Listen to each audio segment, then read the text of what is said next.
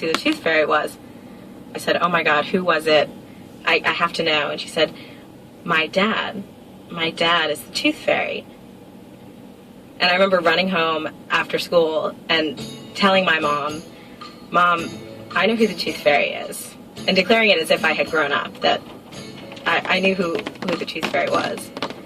And she said, oh, well, who is the tooth fairy? And I turned to her and I said, Rachel's dad is the tooth fairy.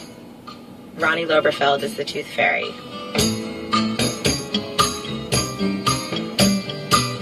And she said, I can't believe you know.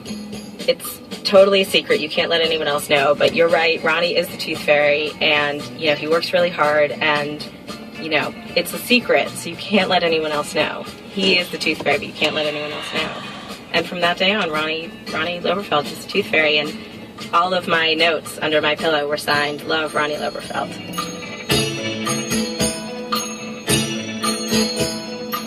Now, in his day job, what did Ronnie Loberfeld do?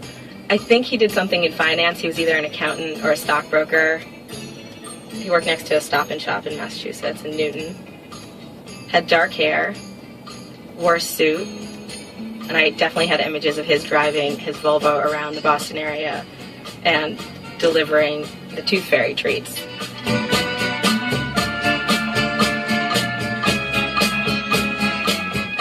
I remember wondering what it was like for Rachel to know that her dad was the tooth fairy, and definitely being a little envious that her dad had this special job and this special power, and that he had this whole other interesting life where my dad just came home from work and that was it. So when you would actually run into Ronnie Loberfeld, what was it like for you? How would you act? I tried to act cool. I didn't want to, you know, it's like if you're starstruck, but you don't want them to know that you're starstruck. Just like meeting a celebrity. Exactly. You downplay it, you try not to mention it, but you definitely check them out twice and you know, look at them when they walk away. Like, oh my God, you're the tooth fairy. But you knew enough to play it cool. I knew enough to play it cool. I said, hey, how you doing? You know, what's for dinner? How am I getting home tonight? Are my parents going to pick me up if they called? You did play it cool.